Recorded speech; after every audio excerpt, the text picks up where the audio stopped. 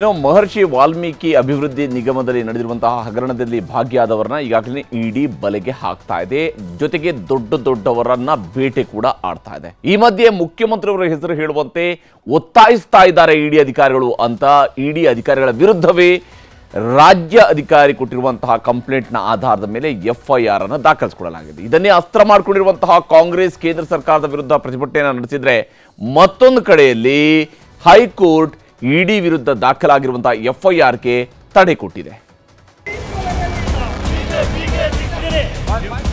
ಅಬಕಾರಿ ಹಗರಣದಲ್ಲಿ ದೆಹಲಿ ಸಿಎಂ ಕೇಜ್ರಿವಾಲ್ ಜೈಲು ಸೇರಿದ್ದಾಯಿತು. ಭೂ ಹಗರಣದಲ್ಲಿ ಜಾರ್ಖಂಡ್ ಮುಖ್ಯಮಂತ್ರಿ ಸೊರೇನ್ ಕಂಬಿ ಎಣಿಸಿ ರಿಲೀಸ್ ಆಗಿದ್ದು ಆಯಿತು. ದ್ವೇಷದ ರಾಜಕಾರಣಕ್ಕೆ ಕೇಜ್ರಿವಾಲ್ ಸೊರೇನ್ ಅರೆಸ್ಟ್ ಆದಂತೆ ಕರ್ನಾಟಕ ಸಿಎಂ ಸಿದ್ದರಾಮಯ್ಯ ಅರೆಸ್ಟ್ ಆಗ್ತಾರಂತೆ. ಇದು ನಾವು ಹೇಳ್ತಿರೋದಲ್ಲ, ಕಟ್ಟೆ ಮೇಲೆ ಕೂತ ಜನ ಮಾತಾಡ್ತಿರುವಂತಹ ಮಾತೂ ಅಲ್ಲ. ರಾಜ್ಯದ ಸಚಿವ ಎಚ್ ಸಿ ಮಹದೇವಪ್ಪ ಟ್ವೀಟ್ ಮೂಲಕ ಗಂಭೀರ ಆರೋಪ ಮಾಡಿರುವುದು. ಸಿದ್ದರಾಮಯ್ಯ ಅವರನ್ನ ಅರೆಸ್ಟ್ ಮಾಡೋದಕ್ಕೆ ಪ್ಲಾನ್ ಮಾಡ್ತಿದ್ಯಂತೆ ಕೇಂದ್ರ ಸರ್ಕಾರ. ಇದಕ್ಕಾಗಿ ಇಡಿ ಸಂಸ್ಥೆಯನ್ನ ಬಳಸಿಕೊಳ್ಳುವಂತಹ ಅಸಂವಿಧಾನಿಕ ಕೆಲಸ ಮಾಡ್ತಿದ್ದಾರಂತೆ. ಆದರೆ ಸಿದ್ದರಾಮಯ್ಯ ಅವರನ್ನ ಕಟ್ಟಿ ಹಾಕೋಕೆ ಸಾಧ್ಯವೇ ಇಲ್ಲ ಅಂತ ಸ್ಫೋಟಕ ಪೋಸ್ಟ್ ಮಾಡಿ ಗುಡುಗಿದ್ದಾರೆ ಮಹದೇವಪ್ಪ.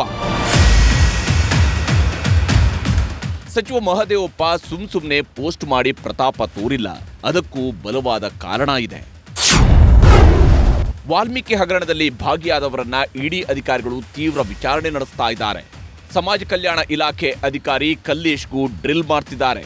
ವಿಚಾರಣೆಯ ವೇಳೆ ನಮಗೆ ನಾಗೇಂದ್ರ ಹಾಗೂ ಸಿಎಂ ಸೂಚನೆ ಇತ್ತೆಂದು ಒಪ್ಪಿಕೊಳ್ಳುವಂತೆ ಒತ್ತಡ ಹಾಕಿದ್ದಾರೆ ಅನ್ನುವಂತಹ ಆರೋಪ ಮಾಡಿದ್ದಾರೆ. ಇವರ ಹೆಸರು ಹೇಳದಿದ್ರೆ ಜಾಮೀನು ಸಿಗೋದಿಲ್ಲ ಅಂತ ಧಮಕಿ ಬೇರೆ ಹಾಕಿದ್ದಾರಂತೆ. ಈ ಸಂಬಂಧ ಇಡಿ ಅಧಿಕಾರಿಗಳ ವಿರುದ್ಧವೇ ಸಮಾಜ ಕಲ್ಯಾಣ ಇಲಾಖೆಯ ಸಹಾಯಕ ವ್ಯವಸ್ಥಾಪಕ ನಿರ್ದೇಶಕ ಕಲ್ಲೇಶ್ ಕಂಪ್ಲೇಂಟ್ ಕೊಟ್ಟಿದ್ದಾರೆ. ಇಡಿ ಅಧಿಕಾರಿಗಳಾದ ಮಿತ್ತಲ್ ಹಾಗೂ ಮುರಳಿ ಕಣ್ಣನ್ ವಿರುದ್ಧ ವಿಲ್ಸನ್ ಗಾರ್ಡನ್ ಪೊಲೀಸ್ ಠಾಣೆಯಲ್ಲಿ ದೂರು ದಾಖಲಾಗಿದೆ. ಇಡಿ ಕೇಂದ್ರದ ವಿರುದ್ಧ ಸಿಡಿದೆದ್ದ ಕೈಪಡೆ. ಕಲ್ಲೇಶ್ ದೂರು ಕೊಟ್ಟಿದ್ದೇ ತಡ ಕಾಂಗ್ರೆಸ್ ನಾಯಕರು ಕೇಂದ್ರ ಸರ್ಕಾರದ ವಿರುದ್ಧ ಸಿಡಿದೆದ್ದಿದ್ದಾರೆ. ತನಿಖಾ ಸಂಸ್ಥೆಗಳನ್ನ ದುರ್ಬಳಕೆ ಮಾಡಿಕೊಳ್ಳಲಾಗ್ತಿದೆ ಅಂತ ಪ್ರತಿಭಟನೆ ಮಾಡಿದ್ದಾರೆ. ವಿಧಾನಸೌಧದ ಗಾಂಧಿ ಪ್ರತಿಮೆ ಎದುರು ಧರಣಿ ಮಾಡಿ ಕೈ ನಾಯಕರು ಆಕ್ರೋಶ ಹೊರಹಾಕಿದ್ದಾರೆ. ನಾನು ನನ್ನ ಜೀವನದಲ್ಲಿ ಯಾವುದೇ ತಪ್ಪು ಮಾಡಿಲ್ಲ, ಮಾಡೋದೂ ಇಲ್ಲ ಅಂತ ಸಿಎಂ ಸಿದ್ದರಾಮಯ್ಯ ಗರಂ ಆಗಿಯೇ ಹೇಳಿದ್ದಾರೆ. ನಾನು ಯಾವುದು ಜೀವನದಲ್ಲಿ ತಪ್ಪು ಮಾಡಿಲ್ಲ, ಮಾಡಲ್ಲ, ಮಾಡೋದೂ ಇಲ್ಲ. ಕೇಂದ್ರ ಸರ್ಕಾರ ರಾಜ್ಯ ಸರ್ಕಾರವನ್ನ ಅಸ್ಥಿರಗೊಳಿಸಬೇಕು, ಮುಖ್ಯಮಂತ್ರಿಯನ್ನ ಟಾರ್ಗೆಟ್ ಮಾಡಬೇಕು, ಅವರ ಮುಖ್ಯಮಂತ್ರಿಗಳ ಇಮೇಜ್ ಅನ್ನ ಟಾರ್ನಿಶ್ ಮಾಡಬೇಕು, ಸರ್ಕಾರದ ಇಮೇಜ್ ಅನ್ನ ಟಾರ್ನಿಶ್ ಮಾಡಬೇಕು. ಪ್ರಜಾಪ್ರಭುತ್ವಕ್ಕೆ ಮಾರಕವಾದಂತ ನಡೆ ಇದು. ನಮ್ಗೆ ಎದುರಿಸಬೇಕು, ಹೆಸರುಗೊಳಿಸಬೇಕು, ಮುಖ್ಯಮಂತ್ರಿಗಳ ಹೆಸರಿಗೆ ಹಸಿ ಬಳಿಬೇಕು.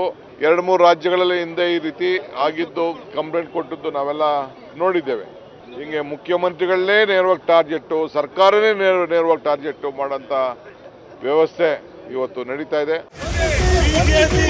ಇನ್ನು ಕಾಂಗ್ರೆಸ್ ನಾಯಕರ ಆರೋಪಕ್ಕೆ ಮೈತ್ರಿ ನಾಯಕರು ಕೌಂಟರ್ ಕೊಟ್ಟಿದ್ದಾರೆ. ಇದು ಕಾಂಗ್ರೆಸ್ನ ರಾಜಕೀಯ ನಾಟಕ ಅಂತ ಕಿಡಿಕಾರಿದ್ದಾರೆ. ಹಣವನ್ನ ಲೂಟಿ ಮಾಡಿರೋದು ಬಹಳ ಸ್ಪಷ್ಟವಾಗಿ ಎದ್ದು ಕಾಣಿರುವಂತದ್ದು. ಹಾಗಾಗಿ ಎಲ್ಲ ಒಂದ್ ಕಡೆ ಇವತ್ತು ಅವರು ಸಿಗಾಕೊಳ್ಳುವಂತ ಸಂದರ್ಭ ಬಂದಿದೆ. ಈ ರೀತಿ ರಾಜಕೀಯ ನಾಟಕಗಳನ್ನ, ಈ ಪ್ರಯತ್ನಗಳನ್ನ ಮಾಡ್ತಿದ್ರೆ ಜವಾಬ್ದಾರಿ ಸ್ಥಾನದಲ್ಲಿರೋರು, ಅಧಿಕಾರದಲ್ಲಿರುವಂತವರು ಇಂಥ ಪ್ರತಿಭಟನೆಯನ್ನು ಮಾಡುವಂತದ್ದು ಎಷ್ಟು ಮಟ್ಟಿಗೆ ಸರಿ ಇದೆ? ವ್ಯವಸ್ಥೆ ಮೇಲೆ ಇವರಿಗೆ ನಂಬಿಕೆ ಇಲ್ವಾ? ಇಡಿ ವಿರುದ್ಧ ಮಂತ್ರಿಗಳೇ ಎದ್ದಿರ್ತಕ್ಕಂಥದ್ದು. ಯಾಕೆಂದ್ರೆ ಇದನ್ನ ಸಮರ್ಥನೆ ಮಾಡ್ಕೊಳ್ಳಕ್ಕೆ ಇಡಿಯನ್ನು ಯಾರು ಬಿಜೆಪಿಯವರೋ ಮತ್ತೊಂದು ಪಕ್ಷದವರು ಕರೆಸಿದ್ದಲ್ಲ. 3 ಕೋಟಿಗಿಂತ ಹೆಚ್ಚಿನ ಹಗರಣ ಆದಂತ ಸಂದರ್ಭದಲ್ಲಿ ಇಡಿ ತಾನಾಗಿ ಅದು ಇಂಟರ್ಫಿಯರ್ ಆಗ್ತಕ್ಕಂಥ ಅವಕಾಶ ಇರೋದ್ರಿಂದ ಖಂಡಿತ ಅವ್ರು ಬಂದು ಇವತ್ತು ಎನ್ಕ್ವೈರಿಯನ್ನ ಮಾಡ್ತಾ ಇದ್ದಾರೆ. ಸದನದಲ್ಲೂ ಇಡಿ ವಿರುದ್ಧದ ಕಂಪ್ಲೇಂಟ್ ಸದ್ದು. ಇಡಿ ಅಧಿಕಾರಿಗಳು ಸಿಎಂ ಸಿದ್ದರಾಮಯ್ಯ ಹೆಸರು ಹೇಳುವಂತೆ ಒತ್ತಡ ಹೇರಿದ್ದ ವಿಚಾರ ಸದನದಲ್ಲೂ ಸಂಚಲನ ಮೂಡಿಸಿದೆ. ಅರಸೀಕೆರೆ ಶಾಸಕ ಶಿವಲಿಂಗೇಗೌಡರು ಈ ವಿಚಾರವನ್ನ ಪ್ರಸ್ತಾಪ ಮಾಡಿದ್ರು. ಈ ವೇಳೆ ಎದ್ದು ನಿಂತ ಬಿಜೆಪಿಯ ಶಾಸಕ ಸುರೇಶ್ ಕುಮಾರ್ ಈ ವಿಷಯವನ್ನ ಇಲ್ಲಿ ಪ್ರಸ್ತಾಪ ಮಾಡಬಾರದು ಅಂತ ಆಕ್ಷೇಪ ವ್ಯಕ್ತಪಡಿಸಿದ್ರು. ಇದೇ ವೇಳೆ ಗದ್ದಲ ಕೋಲಾಹಲವೂ ಕೂಡ ನಡೆಯಿತು.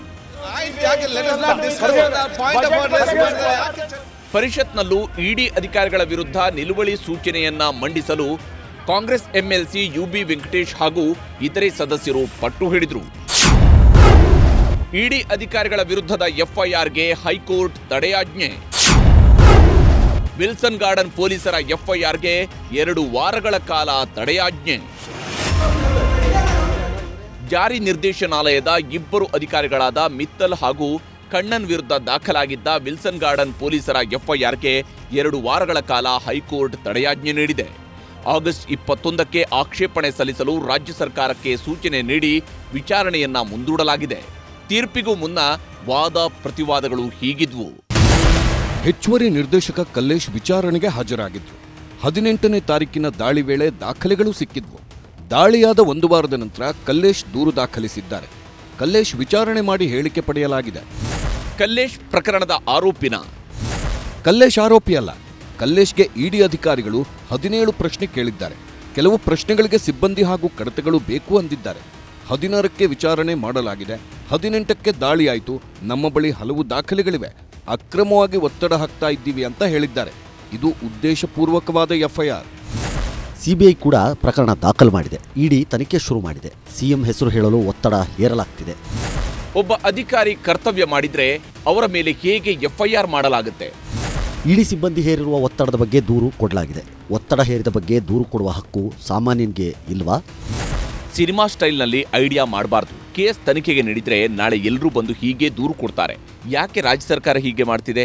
ಇಡಿ ವಿರುದ್ಧ ಯಾಕೆ ದೂರು ದಾಖಲು ಮಾಡಲಾಗಿದೆ? ಕಲ್ಲೇಶ್ ಇಡಿ ವಿಚಾರಣೆಗೆ ಬಂದಾಗ ಸಿಎಂ ಹೆಸರು ಹೇಳಿ ಎಂದಿದ್ದಾರೆ. ಸಿಎಂ ಹೆಸರು ಹೇಳದಿದ್ದರೆ ಹೋಗಲು ಬಿಡಲ್ಲ ಅಂತ ಗದರಿಸಿದ್ದಾರೆ. ಮೊದಲ ಆರೋಪಿ ಮೇಲೆ ಸಿಬಿಐನಲ್ಲಿ ಈಗಾಗಲೇ ಎಫ್ಐಆರ್ ಆಗಿದೆ. ಸಿಸಿಟಿವಿ ಪಡೆದು ಪೊಲೀಸರ ವಿಚಾರಣೆಗೆ ಅನುಮತಿ ಕೊಡಿ. ತನಿಖೆಗೆ ಅವಕಾಶ ಮಾಡಿಕೊಡಬೇಕು. ಕೆಲಸ ಮಾಡುವ ಅಧಿಕಾರಿಗಳ ಮೇಲೆ ಎಫ್ಐಆರ್ ದಾಖಲಿಸಿದ್ರೆ ಕೆಲಸ ಯಾರು ಮಾಡ್ತಾರೆ? ಇಡಿ ಅಧಿಕಾರಿಗಳ ತಪ್ಪಿಲ್ಲ ಅಂತ ಹೇಳಿದ್ರೆ ತನಿಖೆಯ ನಂತರ ಬಿ ರಿಪೋರ್ಟ್ ಹಾಕಲಾಗುತ್ತೆ. ನಾವು ಅವರನ್ನು ಅರೆಸ್ಟ್ ಮಾಡಲ್ಲ, ತನಿಖೆ ಮಾಡಬೇಕು. ಇಡಿ ತನಿಖೆ ಮಾಡಲಿ ಬಿಡಿ. ಹೀಗೆ ವಾದ ಪ್ರತಿವಾದದ ಬಳಿಕ ಎಫ್ಐಆರ್ಗೆ 2 ವಾರಗಳ ಕಾಲ ತಡೆಯಾಜ್ಞೆ ನೀಡಲಾಗಿದೆ. ಈ ಮಧ್ಯೆಯೇ ಸಿಬಿಐ ತನಿಖೆಗೆ ಕೇಳಿ ಯೂನಿಯನ್ ಬ್ಯಾಂಕ್ ಆಫ್ ಇಂಡಿಯಾ ಹೈಕೋರ್ಟ್ಗೆ ಅರ್ಜಿ ಸಲ್ಲಿಸಿದೆ. ಇಡಿ ವಿಚಾರಣೆ ಮಾಡ್ತಿದ್ರೂ ಸಹ ಸಂಪೂರ್ಣ ಪ್ರಕರಣ ಸಿಬಿಐಗೆ ನೀಡುವಂತೆ ರಾಜ್ಯ ಸರ್ಕಾರಕ್ಕೆ ಸೂಚಿಸಬೇಕೆಂದು ಬ್ಯಾಂಕ್ ಅರ್ಜಿ ಹಾಕಿದೆ. ಸರ್ಕಾರಕ್ಕೆ ನೋಟಿಸ್ ನೀಡಿ ಪ್ರಕರಣದ ವಿಚಾರಣೆಯನ್ನ ಆಗಸ್ಟ್ 7ಕ್ಕೆ ಹೈಕೋರ್ಟ್ ಮುಂದೂಡಿದೆ. Bureau report, news 18.